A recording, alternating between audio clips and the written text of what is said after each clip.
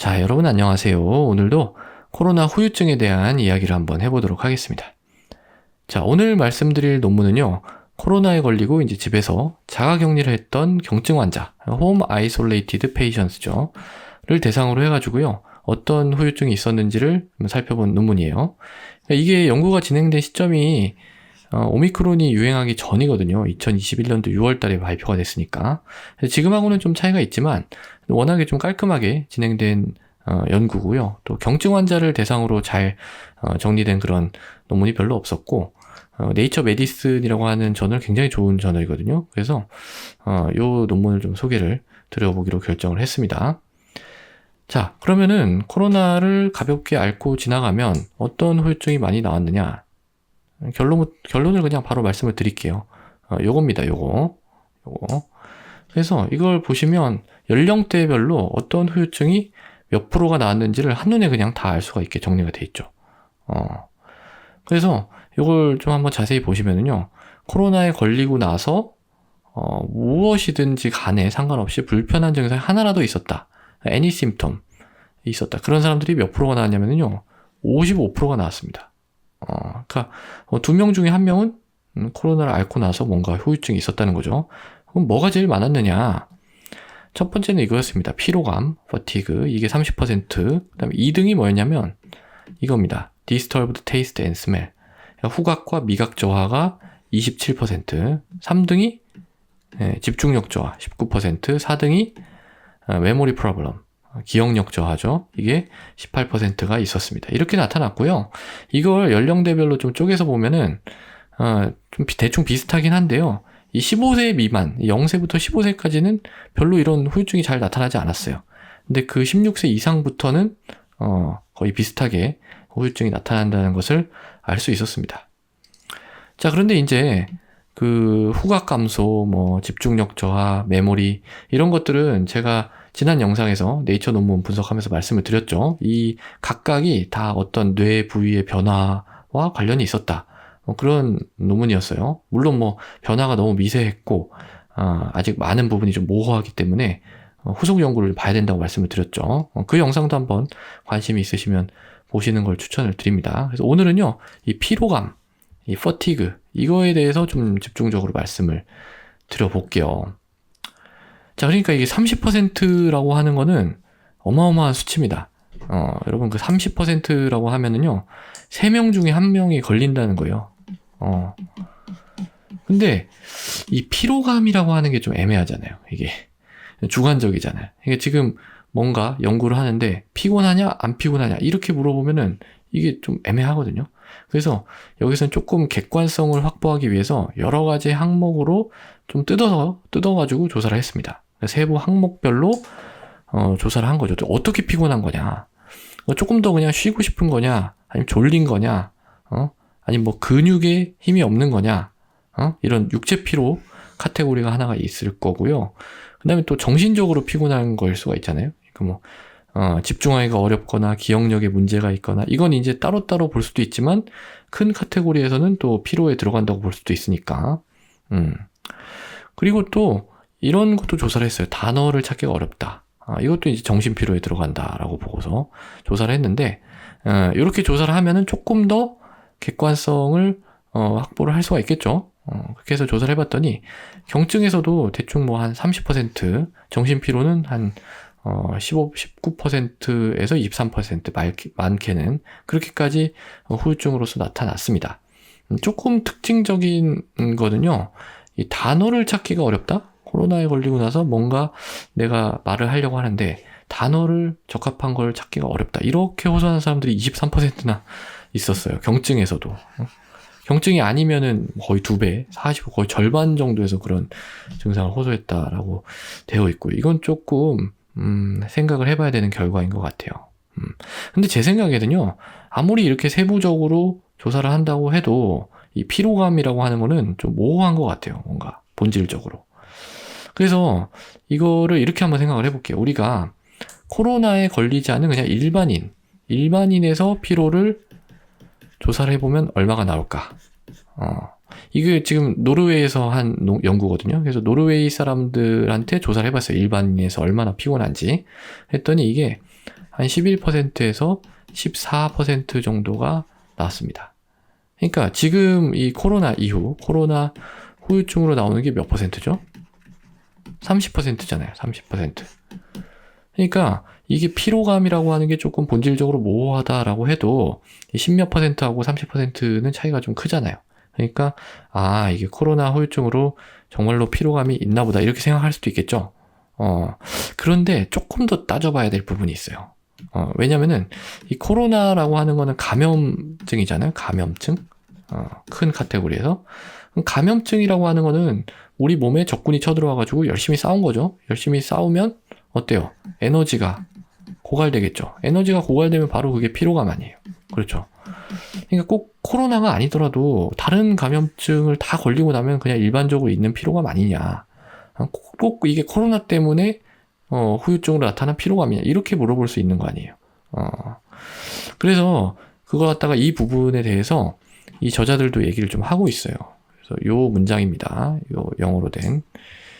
그래서 이 The high prevalence of persistent fatigue in patients with COVID-19 코로나 걸린 사람에서의 그 지속적인 피로감이 높게 나타나는 거 그거에 대해서 이제 다른 감염증을 비교를 해봤더니 인플루엔자 그리고 앱스테인 바 바이러스라고 하는 그 전염성 단핵구증이라고 하는 병이 있는데 그걸 일으키는 바이러스입니다. 그래서 이 바이러스 또는 댕기열 이런 감염증 이후의 피로감이랑 비교를 해봤을 때 코비드-19 이후에 피로감이 더 많이 나타났다라고 이제 얘기를 했어요. 그래서 요런 어떤 그런 하나 더 생각해 봐야 될 부분에 대해서 또 이렇게 써 놓은 거죠. 근데 이게 조금 저는 찝찝했어요. 이게 정말 그럴까? 정말로 코로나가 특징적으로 피로감이 나타나는 걸까? 이게 뭔가 좀 이상한데 좀 찝찝한 거예요. 그래서 저는 이 참고 문헌을 조금 더 찾아봤습니다. 그래서 여기 보시면 여기 작게 11번에서 13번 이렇게 표시가 돼 있잖아요. 요거 조만한 거. 요게 뭐냐면은요. 여러분들 논문 혹시 보실 때 요게 참고 문헌이에요. 이게 레퍼런스를 나타내는 거예요. 그래서 이거에 대해 궁금하면 여기 가서 봐라 이거예요. 그래서 이거 가서 봤죠. 보라고 하니까 11번부터 13번 이겁니다. 조금 작게 해가지고 요 논문들이에요. 그래서 좀 살펴보니까 자, 이 11번 논문은 뭐에 관한 논문이었냐면은 infectious mononucleosis. 요 두 번째 요 병에 관한 논문이었죠. 그다음에 12번은 뭐였냐면 이것도 infectious mononucleosis 이거에 관한 논문이었어요. 두 번째 거. 13번은 뭐였어요? 댕기열에 대한 논문이었어요. 자, 우리가 제일 관심 있는 건 뭐예요? 인플루엔자잖아요. 그러니까 코로나랑 제일 비교를 많이 하는 감염증이 인플루엔자잖아요. 근데 그렇게 해놓고 그 레퍼런스에서는 이 인플루엔자에 대한 게 빠져 있었던 겁니다. 그래서 빠져 있으면 어떻게 해요?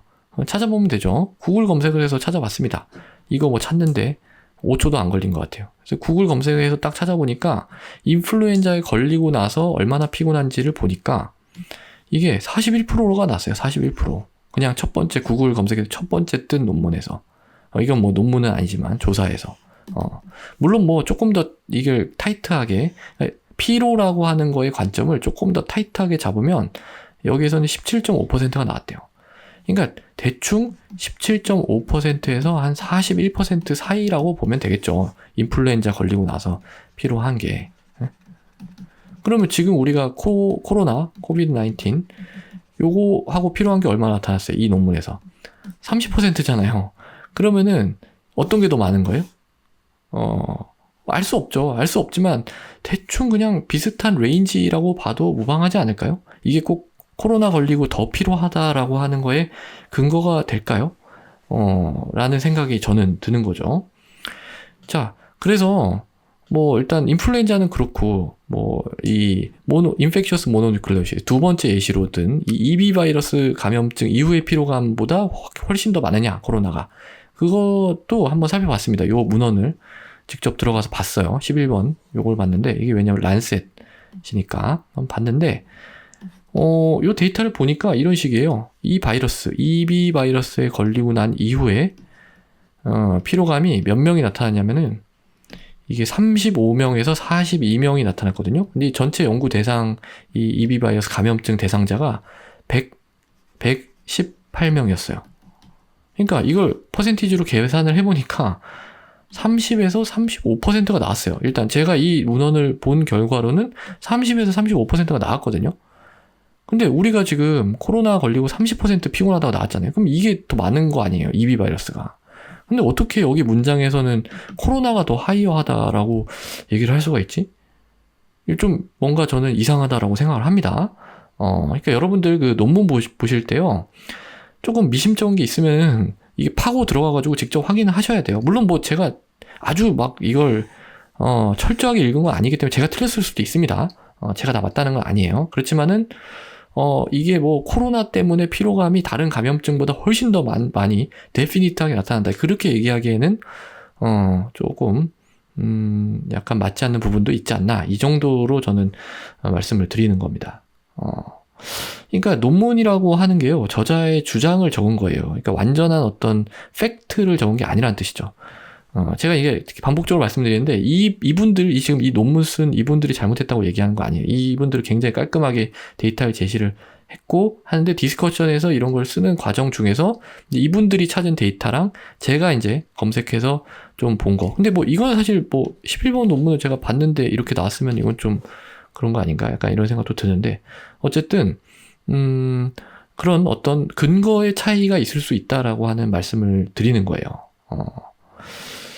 자, 그래서 저는 이렇게 생각해요. 코로나 감염 후에 피곤하다는 얘기 많이 있잖아요. 무슨 경험담도 많고 논문도 많고. 근데 우리가 경증으로 코로나를 앓고 지나갔다 할지라도 이 코로나라고 하는 건 굉장히 생소한 바이러스고 그게 몸에 들어갔다 나왔기 때문에 이때 우리 몸에서 막 이렇게 적군들이랑 싸우느라고 뭔가 에너지를 많이 소진한 것 같아요. 그렇기 때문에 이제 피곤한 거죠. 근데 그게 꼭 뭐 다른 감염보다 이 코로나가 아주 막 뭐 특별한 놈이어가지고 더 피곤하다? 저는 그렇게 생각하진 않아요. 지금까지는 그래요. 만약에 앞으로 다른 데이터가 나오면은 제가 생각이 바뀔 수도 있겠죠. 어쨌든 지금까지는 이렇게 생각을 합니다. 근데 진짜 피곤한 사람들이 있을 수 있어요. 코로나 걸리고 나 너무너무 피곤해 이런 분들이 피곤하지 않다라고 제가 말씀드린 건 아니에요. 그러니까 진짜 피곤한 분들 있을 수 있다니까요. 다른 감염에서도 그렇고 이분들은 어떻게 해야 되느냐? 이거는 지금 뭐 지침 같은 건 나와 있는 건 없어요. 왜냐면은 코로나 후유증에 대한 데이터가 이제 나오고 있는 상태인데 그에 대한 대처법이라고 하는 게 당연히 나올 수가 없죠. 자, 이럴 때는 어떻게 하면 되느냐? 어떤 비슷한 의학적인 그런 상황을 좀 찾아보고요. 그 상황에서 우리가 어떻게 대처하고 있는지를 한번 참조해 보면 되는 거예요. 자, 비슷한 상황이 뭐냐면은 만성 피로 증후군이라고 하는 게 있습니다. 크로닉 퍼티그 신드롬이라고 하는 게 있는데 이게 뭐냐면은 이제 설명할 수 없는 지속적이고 반복적인 피로를 특징으로 하는 질병이죠. 그러니까 지금 상황에서 좀 적용해 볼 만한 것 같아요. 그래서 이때 이제 어떻게 하면 되느냐? 어떻게 하고 있느냐? 첫 번째는 인정하는 겁니다. 인정. 그러니까 코로나 걸리고 나 너무 피곤해요 막 이러는데 야, 지금 너 오미크론 이거 별것도 아니라는데 젊은 게 말이야 어디 빠져가지고 놀려고만 하고 당장 나와 이런 거 하지 말라는 거죠. 그러니까 그 정말로 피곤한 사람들이 있을 수 있다니까요. 이거 좀 인정을 해줘야 돼요. 사회적으로. 이거는 뭐 의사가 인정하는 건 별 의미가 없고 사회적으로 조금 공감대가 형성이 돼야 되는 부분이라고 생각을 합니다. 자, 그 다음에 두 번째는 기본 검사를 하는 겁니다. 기본 검사. 정말로 코로나 후유증 때문에 뭐 피곤할 수도 있겠지만 다른 문제일 수도 있잖아요. 뭐 갑상선이랄지 아니면 뭐 빈혈이 있을 수도 있고 CBC 해봐야 되고 뭐 간 기능, 콩팥 기능, 그러니까 기본 그런 검사들을 한번 쭉 해가지고 다른 피로감을 나타낼 수 있는 그런 게 없는지를 한번 살펴볼 필요는 있어요. 뭐 아주 뭐 복잡하고 어려운 검사를 하라는 게 아닙니다. 우리가 건강검진에서 하는 기본 검사 정도로 해서 뭔가 문제가 없는지 기본적인 건강 상태가 괜찮은지는 체크를 해봐야 된다라는 거고요. 그 다음에 세 번째는 이제 증상 관리입니다. 그러니까 이 피로감이라고 하는 게 굉장히 모호하잖아요. 근데 이 모호한 중에서도 좀 파고 들어가다 보면은 각자 호소하는 그 메인 피로감이 좀 달라요. 어떤 사람들은 잠을 잘 못 자는 게 제일 좀 힘들어서 피곤한 경우도 있고요. 어떤 사람은 통증 때문에 아파가지고 뭐 그런 분들도 있고 또 우울감이 문제가 되는 사람들도 있고 이 각각의 그 메인 그 팩터를 좀 찾아가서 그걸 관리해 드리는 게 좀 필요하겠죠. 그거는 의학적으로 도움을 드릴 수 있는 부분이 우리가 분명히 있으니까. 자, 그 다음에 네 번째는요, 신체 활동입니다. 그러니까 피로감을 느낄 때 신체 활동을 적당히 좀 하면은요, 이게 호전이 됩니다. 이건 명백하거든요. 근데 주의해야 될 거는 무리하면 절대 안 된다는 거예요. 이게 너무 신체 활동 무리하게 하면은 더 피곤합니다. 그 활동 후에. 그래서 본인이 버틸 수 있는 한도를 딱 정해놓고 그 의사하고 상의를 해가지고 이제 정해놓고 거기까지만 우리가 액티비티를 해야 된다라는 겁니다. 자, 그 다음에 이제 이게 제일 중요한 건데 다섯 번째는 뭐냐, 이상한 거 안 하는 거예요. 이상한 거 하지 말기. 그러니까 이게 뭐 코로나 걸리고 피곤하다 그러면은 주변에서 뭐 엄청 좋은 걸 많이 추천을 해주실 거예요. 활력에 좋고 뭐 이건 뭐에 좋고 이런 식으로.